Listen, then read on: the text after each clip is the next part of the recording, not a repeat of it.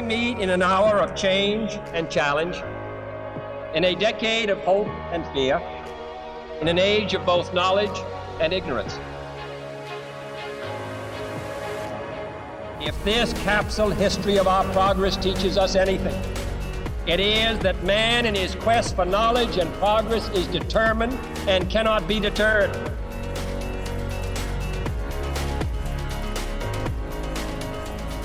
Because that goal will serve to organize and measure the best of our energies and skills. Because that challenge is one that we're willing to accept, one we are unwilling to postpone, and one we intend to win.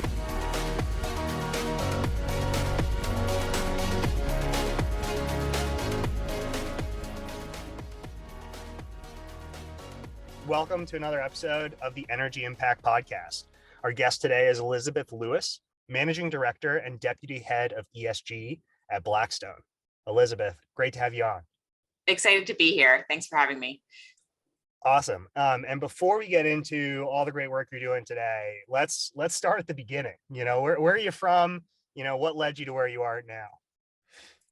Sure. Yeah. So I'm a Bostonian, but I spent a lot of time in Montana, where I have deep family roots. Oh, wow. Since I was a child. That was an early move. I tell people I was born in New York, but I was only there for like 3 years. So yes, I know. So I was born in Boston. I really consider myself a Bostonian and a Montanan. My part of my family was in Montana in the very early days when the cities were being built, when the railroads were being built. That's actually how my ancestor ended up in Montana. He was building the railroad, and he essentially stopped where the railroad stopped at that point, which was Livingston, Montana. That family started to do construction and ended up paving a lot of the roads through national parks. My great-grandfather had a big role in building the Going to the Sun Highway, one of the great engineering feats ever, really. He also built a lot of energy systems, a lot of dams. So I was always really interested in energy systems and the power of natural resources to bring electricity to people, to help cities develop, to help. And I've sort of heard about it for a long time in Montana and gotten to see some of those big projects, and just have always been fascinated by that. And then I'm a big outdoors person, have done a bunch of hiking in Montana. Some of my best memories are being in Montana with my family outside in all of these national parks. So I think that spurred my interest in energy and in the environment and in the intersection of the two. And then I was always also interested in the aspect of politics and how energy and natural resources play a really important role in people's view of the world, right, and their position in the world and power and wealth, and how economies develop. So that's a little bit about my childhood, and I think it has a direct impact on my career. Groomed from a young age, some might say. So did you go I know it was a different age. Could your grandpa take you to the construction site? Did you get to go and sort of see everything being built and moved? And yeah, well, I will say so it was my great grandfather, and unfortunately, I didn't know him. He died shortly after I was born, but yes, my family vacations involved driving to dams, going not just to see the beautiful views that everybody appreciates about Glacier National Park, but admiring the construction of the road and, thinking about all of the people and the equipment and really how dangerous it was. And then, really, so a lot of focus on the power of concrete and just a lot of appreciation, I guess, for big sort of construction projects. And then, of course, when I was growing up, that was when we were starting to realize also some of the negative environmental impacts that dams can have on the natural environment. And scientists are starting to think about, okay, how can we how can we manage those? Of course, there are many other issues now that we're also very focused on in Montana. I mean, climate change is very real there. So we, often now when we're there, we see the impacts of that quite starkly, right? When I was a child, it used to snow pretty regularly where we were. in Northwest Montana in August. And, I'm sure it hasn't snowed there in the last 10 years. There's certainly no snow on the tops of the mountains, even in the summer now. So that's a place where I feel you can see very starkly the impacts of climate change. Yeah, and definitely want to get into sort of that evolution. But let's come back to your career trajectory quickly. So you had sort of these, kind of engineering, environmental, and maybe policy. How did you bring those together? I guess as you went on, you like people have their things that they love in childhood, and then they go to college, and sometimes it's the same, and sometimes it's different. Yeah, it's a great question. So I was really, really lucky to go. I went to Harvard undergrad, and I was incredibly fortunate there to meet really early on some amazing professors who were focused on climate change. So this was 1997, very early days for climate science. Professor Jim McCarthy, Michael McElroy. I mean, they were focused on these issues back then, and they were committed to teaching undergraduates, not just science majors, but really all undergraduates about this problem and about environmental problems. And I was fortunate then to get so interested in that particular topic, but also recognize that I was interested in the public policy aspect. I was interested in the economics aspect. I will say that I'm somebody who enjoys being around people who have different expertise than me. I think that's really important to my job now, but it was something that I loved about what I was able to major in college, which was environmental science, public policy. So I got a good mix of disciplines, all focused on teaching me first and foremost the hard science of climate change, but also all of the aspects around public policy, laws, the history of science, economics. And so that's what I studied in college. And it was, I think, really put me on the path to be able to think about a career where I could be flexible and move between a few different worlds. And I can talk more about that, but I think that's been really important in this space because this was not mainstream until a few years ago, right? This is most of my career, environmental science, climate change, it's been pretty niche. And so it's been really important to be able to sort of move between different spheres and be able to speak different languages, I think, and draw on the expertise of different types of people. I'm a big believer that to solve the climate crisis, we have to work as a big team across, pulling on people with all sorts of expertise. And I think being able to see early on in college that different disciplines and different expertise all had a role in contributing to solving this crisis was really important. Yeah, there must have been, you could probably count on one, maybe two hands, the number of sort of environmental science programs, I bet, in the country at that time. So really fortunate. Yeah. Was there ever, like, how much of that, I've always been curious, and this is a little bit of an aside, but like how deep into the engineering side of everything? Because you talked about the building and that's something that I've always been interested in. And I did have an engineering undergrad, although I've never used it in the career world. Like how much of those hard sciences, like, do you have like mechanics of elastic bodies and thermo and that kind of stuff, or was it more policy focused? Yeah, it's interesting. So my dad is an engineer. He's a computer scientist. It's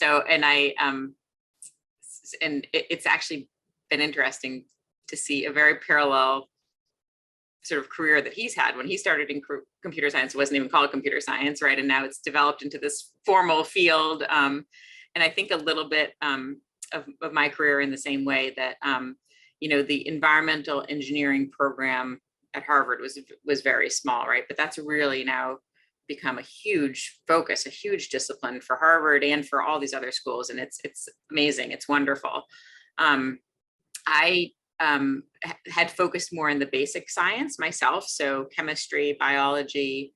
I think I was very fortunate to focus in the basic science, as well as, there were a few classes that were around environmental science, but I think my professors felt strongly that you had to have a strong foundation in the underlying scientific aspects of that and to be able to build on it, right? Environmental science is multidisciplinary by nature, right? It's you have to understand sort of all of it. But I would say personally, I really enjoyed those classes. But I pretty quickly got interested in politics and in business and in some of the more, I guess, social science aspects of solving the climate crisis. So I wish I understood more engineering topics, but that is not where I've gone deepest on.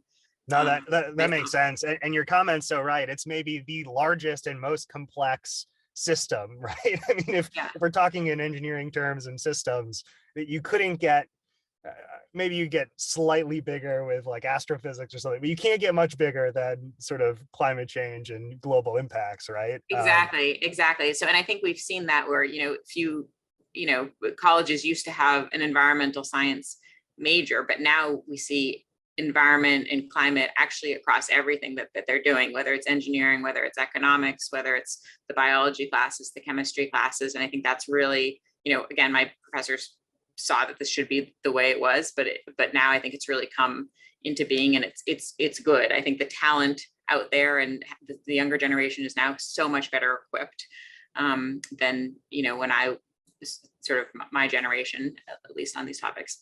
Yeah, no, very cool. Okay, so you took this sort of, I'll call it an emerging sort of major, and what did you do with it? So you went to consulting out of the gate, right? Tell us. Yeah. So I actually took a year before college, and I worked on political campaign, Senator Baucus in Montana, and loved it. But then I, realized eventually that not all politics was driving around Montana and like meeting interesting people and seeing beautiful landscapes.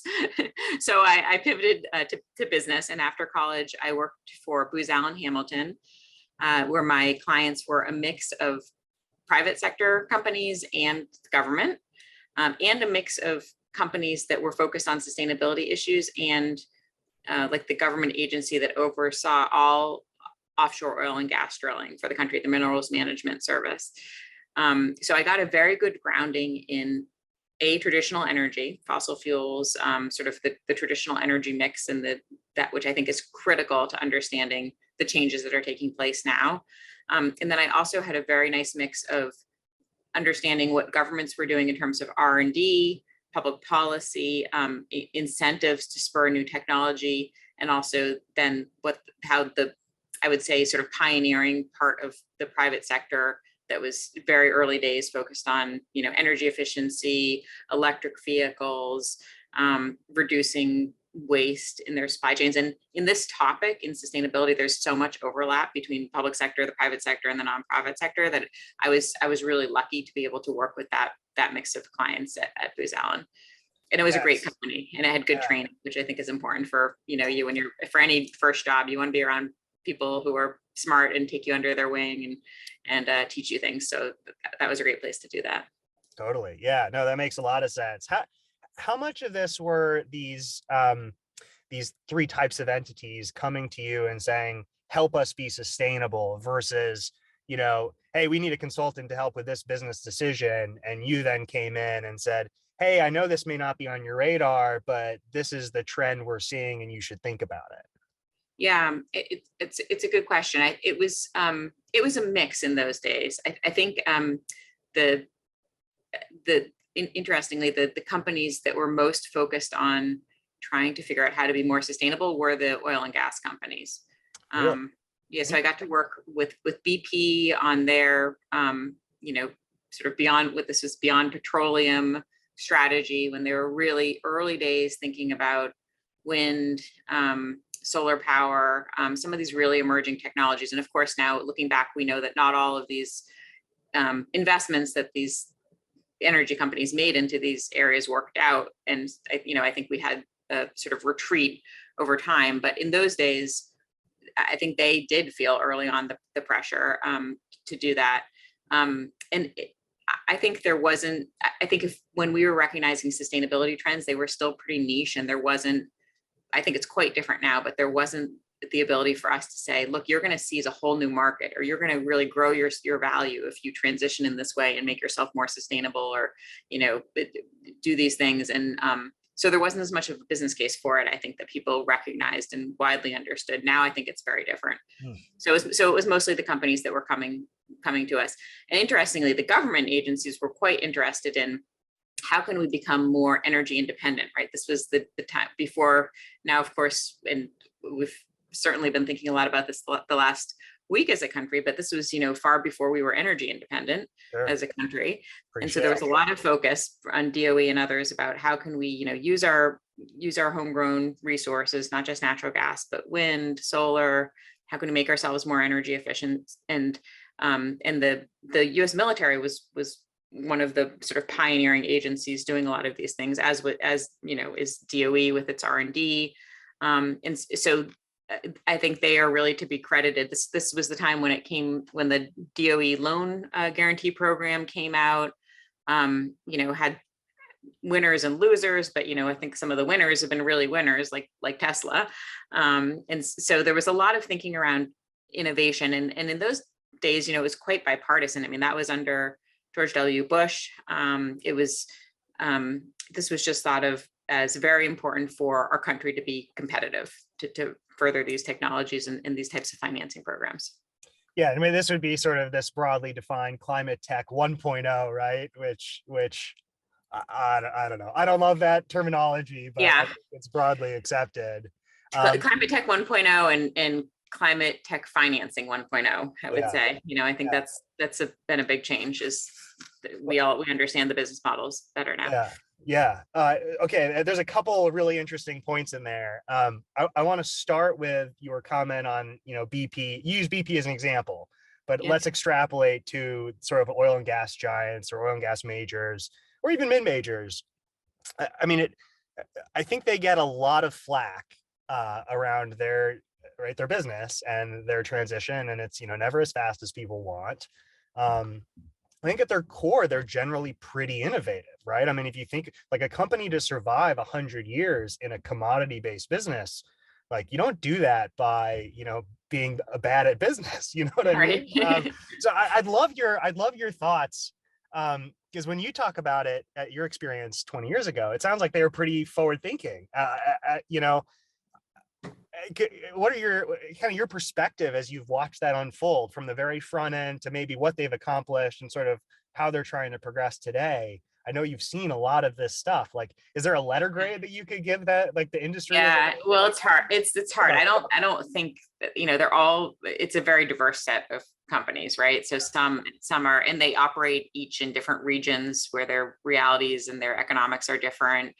But I think some have really moved very slowly and not, and I think it's hard to, it's really just from a business perspective. I think they just didn't think the world was going to change as quickly as it did, right? And we used to have all these projections, right, from the IEA and otherwise saying that, oil, we were going to continue being on oil and for, quite a while. And there's just, I think there's reasonable business people, including the leaders of many of these companies, just didn't think the transition was really going to happen, at least over the next couple of decades.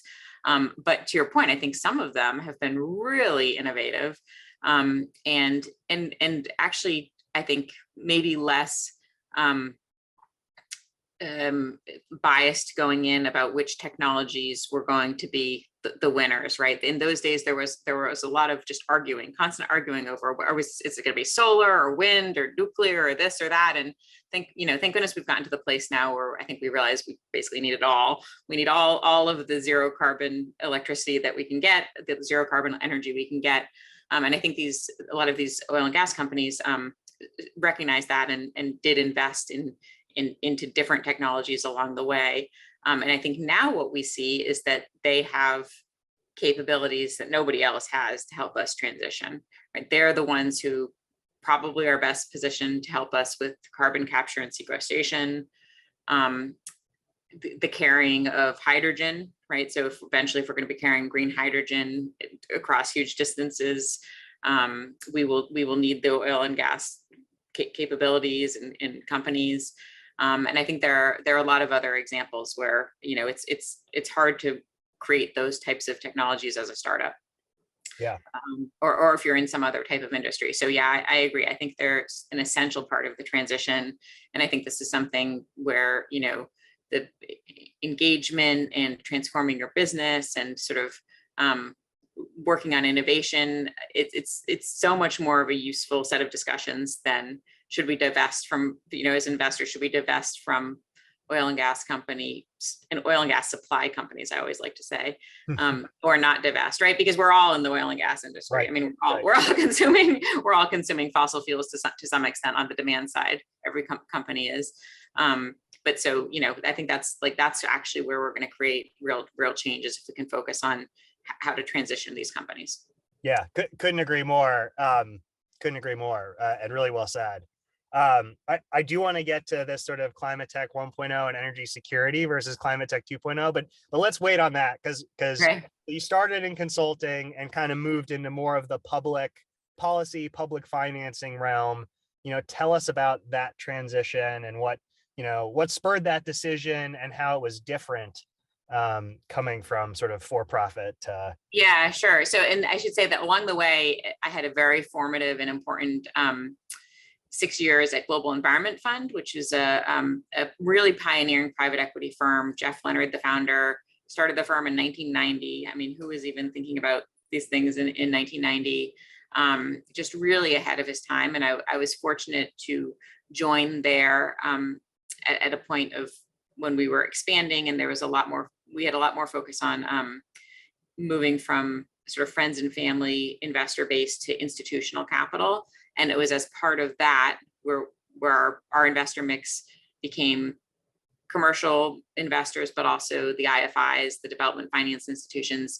And they started asking for very strict ESG policies and requirements. So even though Global Environment Fund was investing in all renewable energy, sustainable forestry, things that were good for the environment, we still were required to sort of have a formal ESG program. And so I think that was, I would say that's one thing that I've recognized over my career, was that a lot of these development finance institutions were the beginnings of ESG, right? Because they've been operating in these frontier markets where you can't necessarily rely on the rule of law to make sure that you're doing the right thing for the environment and for your communities.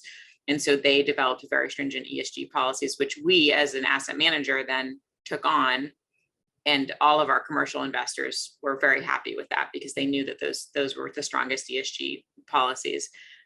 So that was Global Environment Fund. And then after Global Environment Fund, yes, I did sort of two things that were in the nonprofit and public sector.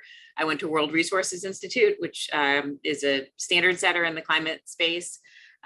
They are famous for creating the greenhouse gas protocol.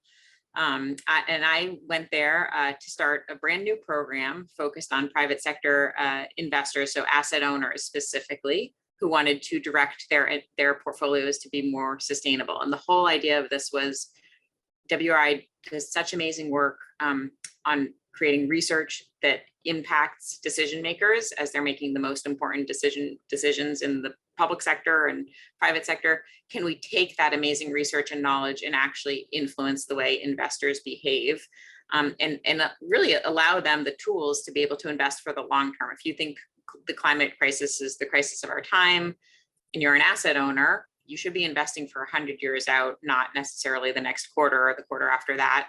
And so how can we create some frameworks to help asset owners shore up their endowment to be able to invest for the long term? So it was an amazing experience. Love being in the sort of innovative nonprofit world. I was able to work very closely with our board of directors because we used our own endowment as a bit of a case study for that. And then we shared our learnings with the world. Maybe talk a bit about the reception of that, right? I mean, this is, I would call the market evolution and definition of an ESG role, right? And you were you were on the front lines of this in through a couple different lenses, right? So I don't know even the specific question to ask. Give us some color on how that evolved. Yeah, so it was 2015. So even though it doesn't seem like that long ago to me, it was very early days for this, right? I think this has really actually changed a lot in the last few years, but the reception was very welcome, actually, because it was right at the point when boards were starting to look at their endowments, right, and being pressured by stakeholders to divest from fossil fuels. And they would have these discussions that would essentially revolve around that. Should we divest from the fossil fuel supply companies or not? And it just, it was in the, especially on university campuses, of course, but also other types of asset owners. And the discussion sort of never moved beyond that. It never moved to like the other 95% of the portfolio that wasn't in that, at least 95% of the portfolio. And so, so this work that we were doing was really supposed to be focused on whole portfolio, all sectors, all asset classes, right? To solve the climate crisis, we need to decarbonize not just energy, but all of the systems that rely on energy, plus agriculture, buildings, transport, et cetera, of course. So so it was well received. I think it was it was very, very, very well received. And I think WRI is just doing amazing research. A lot of it, is building off of that and focused on investors, which is exciting. And so the psychology here of the market, could I summarize that as saying like people kind of knew something, they needed to do something, but just didn't know how to define it. And then you were kind of bringing this solution in a way that broke through maybe arguments that were sort of just talking exactly. past each other. I think exactly. That's it. And I wouldn't say that we necessarily had the solution, but we had the set of questions that they needed to ask themselves and a set of data and tools for them to utilize. And so I think, and I think it's very common for boards of directors, the investment committee, right? They're not climate experts necessarily. So again, the sort of bridging of these two worlds and being able to provide tools that investment professionals can understand, right? Not just the ESG people in these organizations. Well, they really weren't any back then, but now but not just the people like that, but actually like the CIO or the boards of directors, for them to be able to understand that's just really, really important. Yeah. No, it's really formational years kind of in the market. And so from there, what next? So I went from there. So again, I should say that I think, one of the things I've that reflecting on my career has been interesting is that this world was small and niche. So I have done a lot of different things, and people sometimes look at that and say, "Oh my goodness, you've done so many things." But there was, I think it's benefited me tremendously. I also think there's been a certain amount of necessity in that, of being sort of flexible and innovative, because the job I have now certainly did not exist when I graduated from college, let alone business school. So my next amazing experience was that I was at IFC for several years, working particularly on climate issues. So IFC is the private sector part of the World Bank Group, and we invested in companies and in financial institutions around the world with the purpose of growing economies in these frontier markets. But of course, climate change has become an increasingly important part of that strategy. The most vulnerable people in the world will be the most vulnerable to climate change. We also, from a global perspective, have to make sure that the emerging markets don't repeat the development patterns that the developed markets repeated, right? If they develop using the same level of fossil fuels that the Western countries and developed countries used, we'll use up our carbon budget. So there's a real emphasis on helping create economies that are clean from the beginning. And I got to work on that. One of the sort of interesting things that we thought about there a lot was, how do you determine whether an investment is aligned with the Paris Agreement or not, right? So a natural gas investment, for example, that's supporting a country that's right now on coal or doesn't have electricity, might be a different, might fit into the carbon budget differently than in a developed country. So a fascinating place to be, a most international organization I'll ever work at. And just a great experience. So I came from IFC to Blackstone. Yeah, well, and I think your comments there about sort of the relative impact, I think, are really astute and something that, in my view, gets missed almost all the time in this conversation, right? Like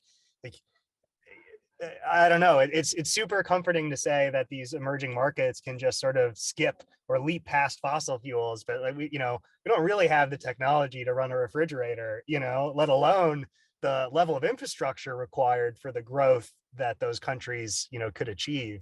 So Exactly.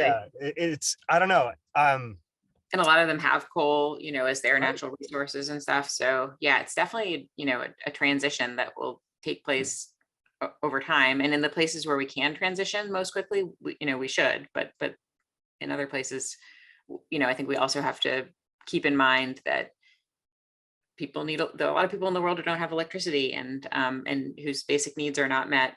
So it's really, a complex set of calculations and Yeah. decisions. I'm glad someone as articulate and as well-rounded as yourself is out there leading the charge. So very cool. But let's talk about the future. You're seeing all of these different types of technology. You mentioned a bunch earlier: technology, nuclear, hydrogen, carbon capture. Like, what are you most excited in the infrastructure space over the next 5 to 10 years? That's interesting. So, I mean, truly, I think Bill Gates's book on this topic is excellent. And I do not want to compete with Bill Gates and his view of the world here, how to avoid a climate disaster. I think in my view, we're going to need it all, and it's very, very hard. It's impossible to predict how it's all going to play out and which is going to be useful for what. We'll have different technologies that replace, for example, the maritime, shipping energy system than we will for vehicles and trucks and heating, right, and cooling, and how do we then make products in a more sustainable way, particularly concrete, plastic, steel. I think those are the really hard to abate industries where there's going to be a lot of work on it. So I don't necessarily want to choose a winner, because I think I want there to be a lot of focus on all of these different things, but most of all on these hard to abate sectors that I mentioned.